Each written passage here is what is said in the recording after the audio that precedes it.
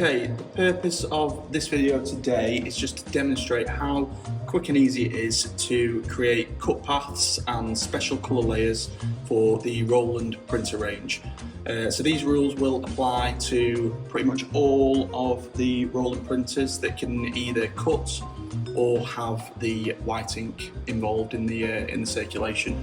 So we're running a Roland LG-640, the UV printer cutter. This is set up with an integrated cutter, and it also runs two white inks based on the configuration we've chosen. So if I start with Illustrator, just opened our company logo as an example.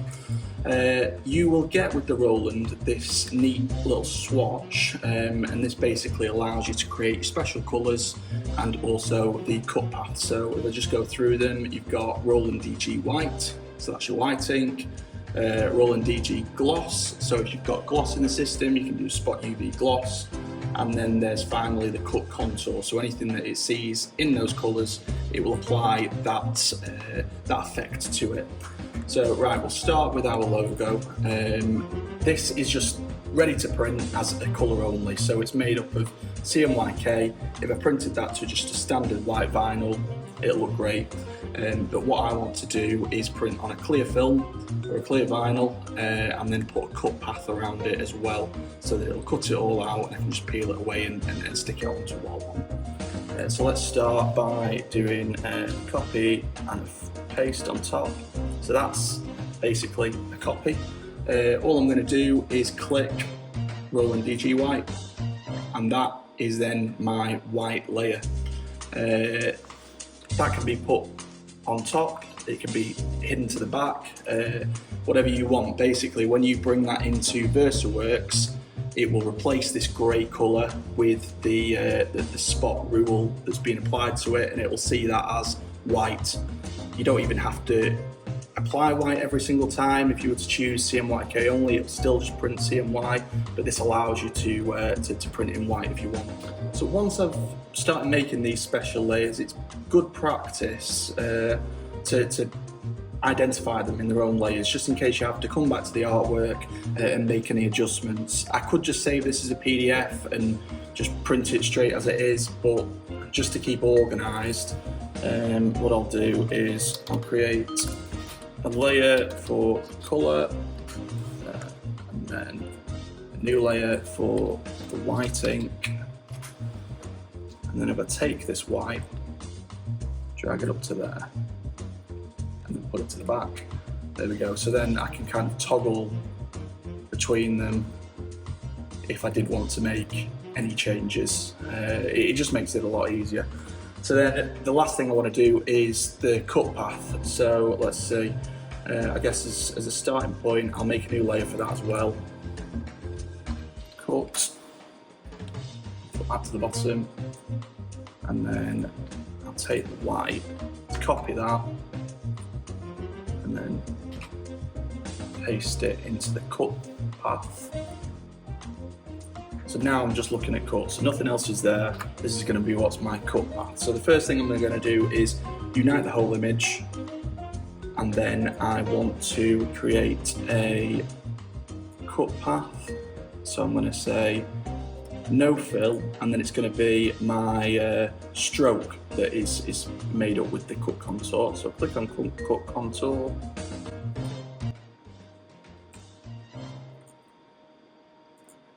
I'm just going to bring this down. So that would be ready to cut, but I don't want to cut out the individual letters because that means I'm going to have to weed out each individual one. So instead I'm going to go to Object, Path, and then Offset. And what this will do is basically allow me to create an offset that fills around each of the letters. And then I can just peel it off in one piece. So I'll go with that for now. It's not ideal, but I will do that. And then again, I'll click Unite, and then you've got all these extra bits and bobs. The best way to do it is say Release Compound Path, and then holding down Shift, just click the actual path that you do want to cut, and it'll leave you with all the excess. and then you can just delete them off. Ungroup again, and then select that one and delete that as well. So then that is the cut path, and then it's up to you really to if you want to tidy it up. So if I bring back the artwork just so I can visualize it better, select it all, go to artboards, and then fit to the path. That's what I'm working with basically.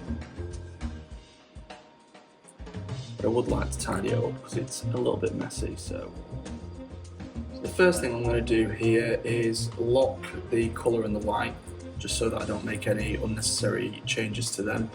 If I just throw down a shape here in line with the bottom of this artwork, and then select that and that, I should be able to then unite it and clean it up a little bit.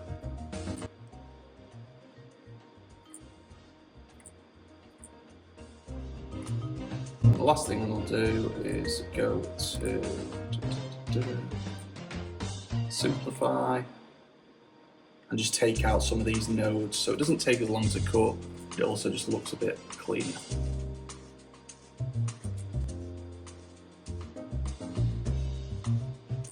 So for this, it was probably a bit more complicated than it needed to be, or the way I've done it at least. If it was just a simple circle or a basic shape, then it would be a lot easier, but that just shows you how quickly you can create a custom cut path around a custom logo basically. So once I've done that, the next thing will be to first of all save it as it is, so it's an EPS, so that way I can edit it all the time. So I'll just say File, Save. And then what I'll also do is save a copy of it as a PDF that I can just take straight into VersaWorks. So I'll save that.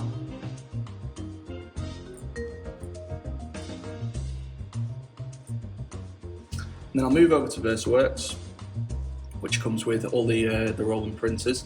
This can be run on Windows or Mac now, VersaWorks 7. First thing I need to do is bring in the job, so I'll find the PDF. We've already loaded the vinyl, so it knows what width it is. Once I've got that logo in, double click it, say get media width, and that's accurate to what it is. For this basis, I will say center of media, and then I'm just going to fill as many as I can to the width of the material, like that. You can change the spacing so that you've got more to work with around them. You can click mirror, and then it could be stuck to the inside of a window and show outside.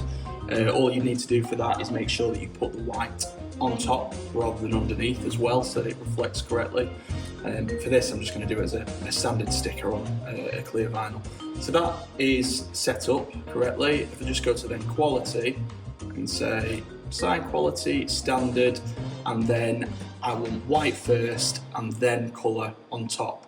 The difference between white and white HD, white is basically drawing from one cart, or is like 100%, whereas white HD utilises both cartridges to their full potential. It's kind of like doing 200%, and it just gives you the greatest opacity that you can get. So if you were running with just the one white in your system, it's just worth noting that it wouldn't be as solid or as opaque as you can get with white HD, which is one of the benefits of going for two white in the system. So if I click that, it will automatically use the white swatch that we generated and put into the artwork, so that's good to go. Go into the cut controls, it's already set up as print and cut.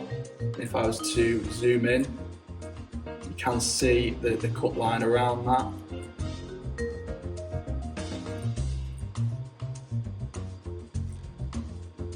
And then that is good to go. So I can click OK, and then print.